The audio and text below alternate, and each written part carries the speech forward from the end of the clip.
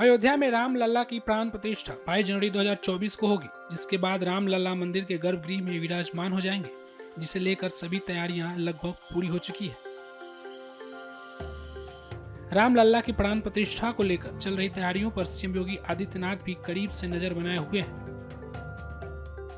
लाखों श्रद्धालु अलग अलग प्रकार की दान दक्षिणा राम मंदिर को दे रहे हैं। इसी कड़ी में एक अनोखा दान पाकिस्तान के सिंध प्रांत से आया है।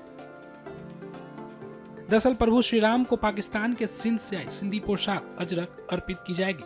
शिव शांति आश्रम के संत साईं हरीश लाल ने शिवालय मंदिर के महंत गणेश दास को यह पोशाक अर्पित की, जिसे 2 दिसंबर को श्री राम जन्मभूमि तीर्थ क्षेत्र ट्रस्ट को सौंपी जाएगी। इस वस्त्र की खूबी है कि यह सर्दियों में गर्म रहता है, जिसकी जानकारी खुद महंत गणेश दास ने दी। ये राम लला को अर्पित करने के लिए हमारे सिंध प्रांत पाकिस्तान से श्री रेहड़की साहब से ये वस्त्र आया है, जिसको हम लोग आम तौर सिंधी भाषा में अजरक कहते हैं।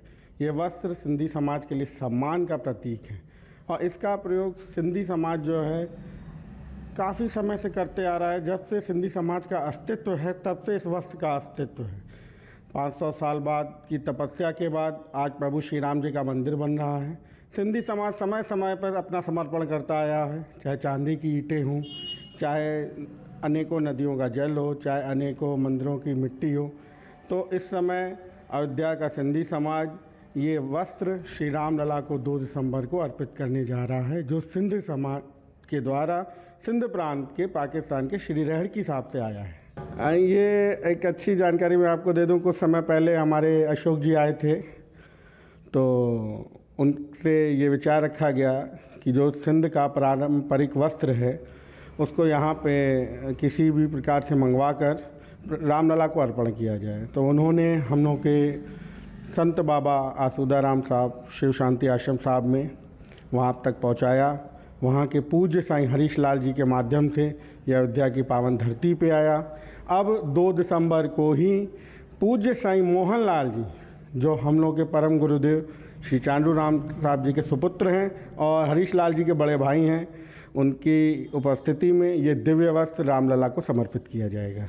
ये वस्त्र एक तो सिंधियों के सम्मान का प्रतीक है, उसके बाद एक इसकी ये खासियत है कि आप ये जितना भी आपको देखने में हल्का लगेगा उतना ही ये गर्म है, इसीलिए इसको शीतकालीन वस्त्र कहा जाता है और ज़्यादातर इसको सर्दियों में ही उपयोग में लाया जाता है।